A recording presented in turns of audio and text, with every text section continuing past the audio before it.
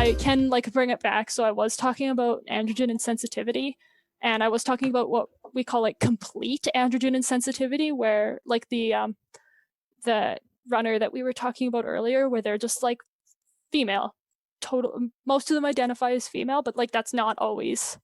Again, I'll get into that in a moment. So then you can have like partial and mild androgen insensitivity, and this just means that you might have, so you get like 2 copies of everything, right? So you might get 1 copy that works well and 1 copy that's completely dysfunctional, or you might get 2 copies that kind of work. So it just depends on what exact variation you have. But if you've got partial, you're going to be like a lot more, you'll get like ambiguous genitalia when you're born. You won't menstruate. You won't have like the female structures, but you won't have like, you only have like partially developed like the Wolffian structures, the more male structures. So like something like that is a lot more ambiguous. And individuals that have this can identify male or female, or sometimes neither. So this is where it starts to get a little bit more complicated, when people are like very much in between, and like everyone that has like partial androgen insensitivity syndrome will be a little bit different, and you'll treat them differently depending on what they want. So there was a big, in like the 60s when they started working, the idea was very much that like having like ambiguous genitalia and this sort of like, I don't know what gender the baby is, was like bad, and they thought that that was terrible, that anyone that had to live a life like that was horrible. So what we should do is we should make them either male or female.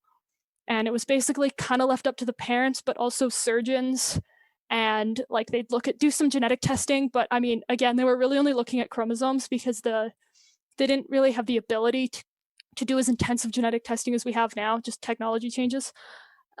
So they'd be like, yep, they're XX, so just make them into a female. And like a lot of these kids were really unhappy.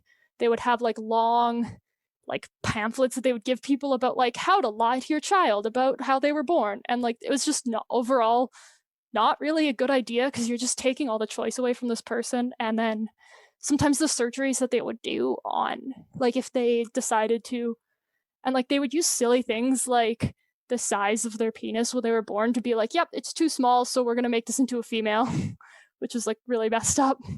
And then say that ouch, kid, eh? Like talk about like we're gonna save this guy's self-esteem by qualifying him as a female for having too small of a penis. Yeah, well then they would do the operation, and I don't know if you guys have ever heard about the operation that is done for like trans women, but they kind of cut it up and then like invert it. So they would do this to a baby, and then raise it as a female, like wearing dresses, and like this was the 60s, so they'd be like, you know, you're talking about John toys. Mooney, right? Or John Money?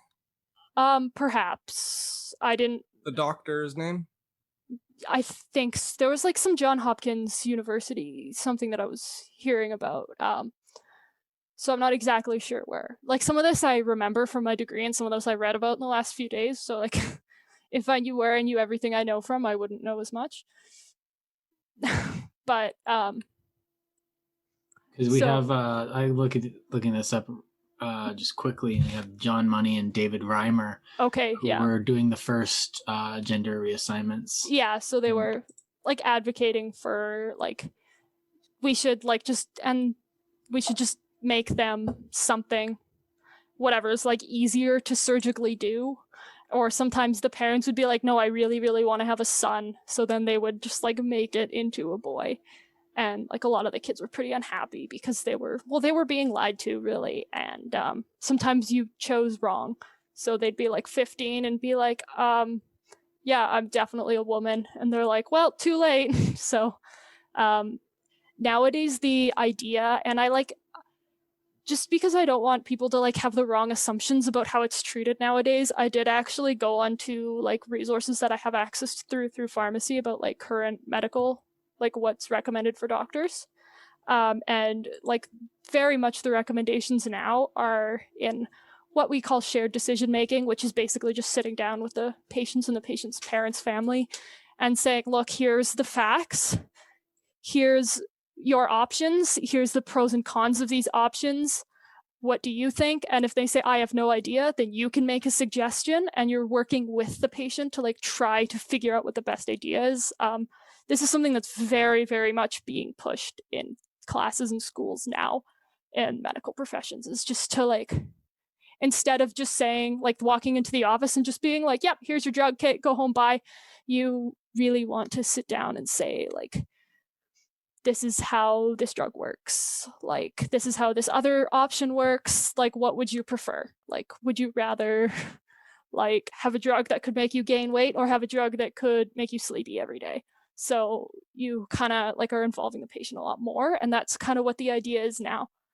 Because like the steps that you would want to do if a baby is born, there are, and like you're not like they have like ambiguous genitalia or like some sort of like sex development thing going on. Like you really have to sit down.